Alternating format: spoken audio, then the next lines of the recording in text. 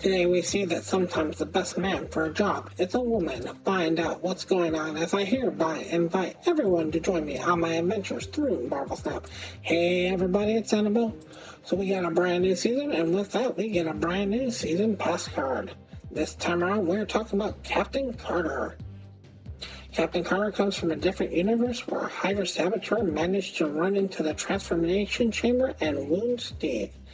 Everything looks hopeless as they are losing the power levels.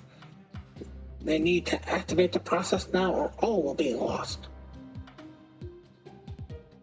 So she put the vial into the machine and got into the transformation chamber. The scientists activated the process, and when it was all over, the chamber opens and she emerges larger and more muscular as this world's super soldier. Captain Carter is then unfortunately sidelined as the doctors take blood samples from her, and many complain that all the serum was wasted going into her, as a woman can never be the real super soldier. She is not very happy and spends most of this time working out in the gym and helping out Steve as he recovers. She may have stayed a guinea pig in the lab if it was not for the fact that Hydra took over a town with the Tesseract in it, and it was decided that she would be the one needed to end this war. Captain Carter is then given a costume and a shield. He then fought on the front lines and helped out many other soldiers. Eventually, she finds Red Skull just as he was putting the Tesseract into a machine that made a giant tentacle creature emerge from a portal. She pushed it back and herself along with it, and then the portal closed. Many years later, a new portal opened, and when she emerged from it, she met Nick Fury, who sadly had to tell her that the war has been over for many years. Captain Carter is very confident and brave, but she is also easily discouraged. She likes a good fight and can sometimes be menacing. Even though she likes to be seen as a soldier who just happens to be a woman, she can still fill out a dress quite nicely and likes a good mall girl. She deeply cares for her loved ones and tries not to forget them, but she is not remorseful. Although saddened with the amount of time that has passed, she is content with the fact that the good guys have won. Captain Carter has an artificially enhanced body due to the super soldier serum. Her abilities are enhanced to superhuman levels. These include enhanced strength, durability, speed, stamina, reflexes, intelligence, longevity, and a regenerative healing factor. She is a master martial artist, expert marksman, expert interrogator, sword master, and carries the same vibranium shield that Captain America had. It is just that the colors of the Union Jack have been put onto it in this universe. Captain Carter comes from a different universe where she became the super soldier.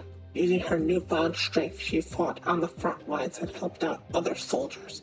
This is represented in Marvel Snap as she works best on the front lines to help out others with her strength. So in Marvel Snap, what this card does is this is a 4 cost 3 power with the description of ongoing. She will add her power, whatever power she currently has, to her back row, whether she's in the front row or the back row, but only the back row that she's currently in. And she can't add that power to herself or anybody who is currently cloning her. And that clone cannot add power to her. So in Marvel Snap, unfortunately, this card comes about as a 2-star rating. Now, let me explain why this card got such a low rating, because a lot of people have been talking quite high about this card.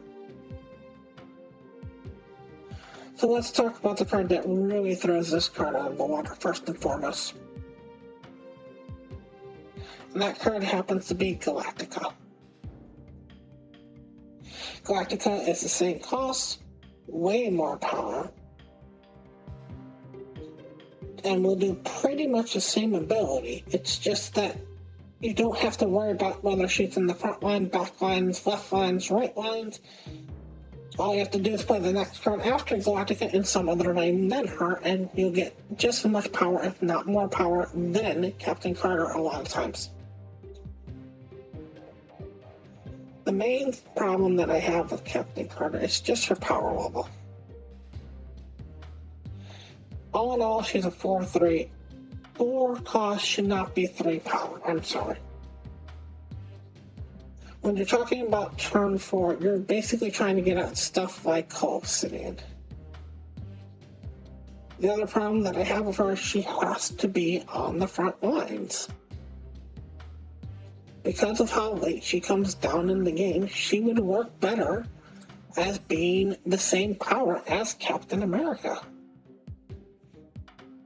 The fact that she's not a 3-3 and exactly the same power as Captain America is kind of weird. It also makes it a lot harder for her to come down in the early game. There's almost a part of me that wishes that she had her power flipped to a certain degree, where she would boost the front line instead of the back line, so that way you could get down some of your cheap cards. Imagine getting down like Spider-Ham right off the front, and then using Captain Carter later to really boost up this power by getting this +3 power. That would make this a 1-4. It works good with the small guys. The other problem that she has is it really doesn't make sense to throw too many buff cards in her particular deck. If you buff her enough, then yeah, she's kind of good, but then you have to waste slots to get the buffs to go off. And then if you're using the buffs to go off, those are taking up usually slot 1 and slot 2, which is where you want her to kind of be. The other problem is, for some reason, they decided not to let her use Captain America's shield to boost her up. Not really sure why they let that be until they wanted to die on. I actually kind of know why they wanted that not to be the hill that she died on. But with her being a 4 cost, she's not getting the shield that often. If you put her on 4, even if she got the power of the shield, she might get it on 5, she might get it on 6, but that would be about it. So she'd get it like even once. Even if you could somehow cheer her out on 3, she might get the shield twice, once on 4 and once on 6.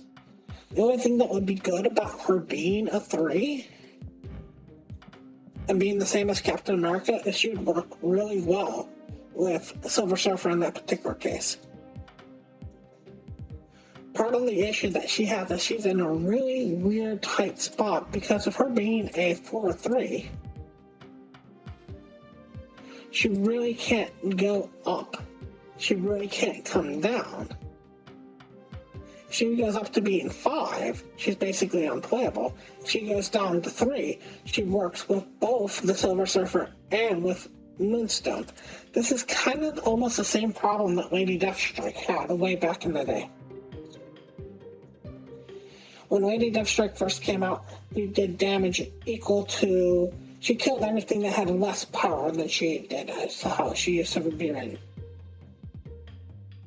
Because she used to kill everything that had less power than she did, she had a hard time getting buffed or getting nerfed, because if she got nerfed, she basically was unplayable. If she got buffed, she was basically broken. And I almost wish they would do the same thing with Captain Carter, where they would just let her give +3 to the back row, or get +2 or +1 to the back row, and then let her go up or down, and then they could give her the shield and it really wouldn't matter, or they could give her any boosts and it really wouldn't matter. The main problem that I have with her is she's just not a power spike. Let's say you go ham and you actually put 2, if you get her down on spot 1 or 2. Then on turn 3 and 4, you put 2 other cards there, and you might win that lane, but just Draco on his own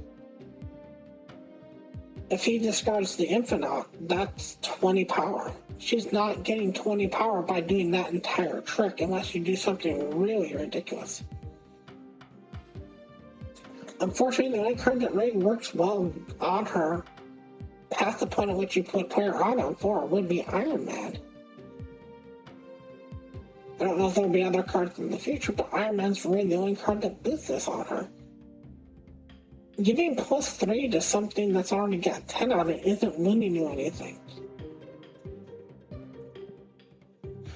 The only card that really helps her out is Spectrum, because that's the only card that really would boost her after you play her down. You can boost her early game with stuff like Forge, but that just doesn't make sense. The other problem that she really runs into is locations. If you hit a location where you can't play her, or the location fills up really quickly with like squirrels or dinosaurs or monsters, she becomes almost an unplayable card, because if you get a player on spot 3, she's really not helping you. And there's not too many ways to really fill up the extra slots.